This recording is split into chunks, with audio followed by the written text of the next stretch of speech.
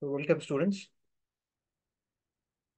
So previously we discussed about the first stroke of the two-stroke engine. So in the first stroke, power as well as exhaust happens. So what happens here is that once the spark plug is ignited, the piston is pushed down. So when it moves from TDC to BDC, what happens is that the exhaust valve opens. So when it reaches the BDC, exhaust valve is opened, but the inlet valve is closed. So directly the inlet valve will not supply air to the air fuel mixture to the combustion chamber. As you can see in the image to your left, here the inlet valve is closed, but here the inlet valve is closed. So it cannot supply directly to the combustion chamber. What happens is that the air fuel mixture will be circulating inside the crankshaft, housing of the crankshaft.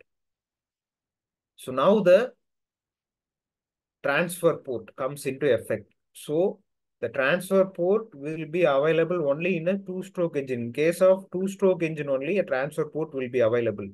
So in a four-stroke engine, there will be only inlet as well as exhaust ports. There will be no transfer port. Here, an additional transfer port is present. So the purpose of this transfer port is to supply air fuel mixture into the combustion chamber. So directly air fuel mixture will not go through the inlet valve. It will go through the transfer port. So the transfer port will be closed during the power stroke, during the power process.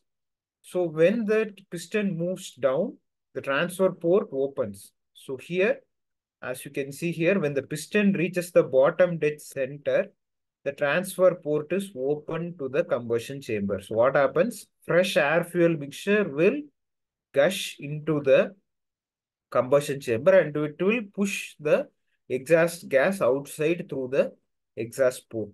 So what happens in the second stroke, I will show you. So as you see here, the piston will move up. So in the first stroke, piston came down. Here the piston will move up. So what happens when the piston moves up? The air fuel mixture will push out the exhaust gases, and as it is moving upward, the transfer port is closed. As you can see here, transfer port is closed. Similarly, exhaust port is closed. So this combustion chamber starts to compress the air fuel mixture again.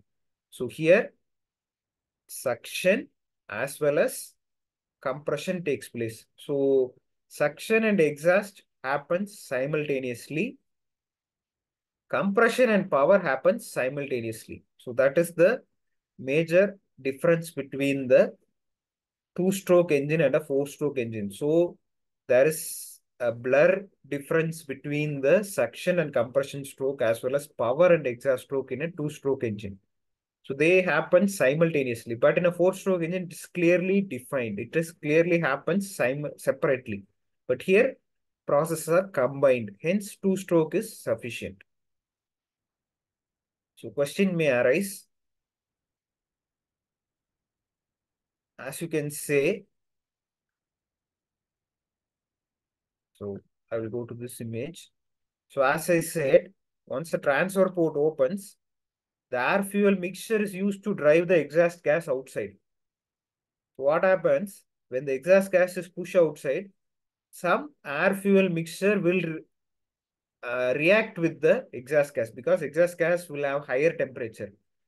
Air fuel mixture coming inside will be lower temperature. So when the exhaust gases react with the inlet gases, what happens is already the exhaust gas will be high in carbon dioxide because it has already reacted. So when it reacts further with additional petrol, carbon monoxide is generated because it is depleted in oxygen. So when carbon monoxide is generated, it forms a black smoke. So that's the reason if you take a TVS 50 or an RX 100, there will be black smoke coming outside the exhaust valve. Through the silencer. So why the black smoke is coming out is because the inlet transfer port through the inlet, through the transfer port, fresh air fuel mixture is used to drive out the exhaust gases. So what happens is incomplete combustion takes place.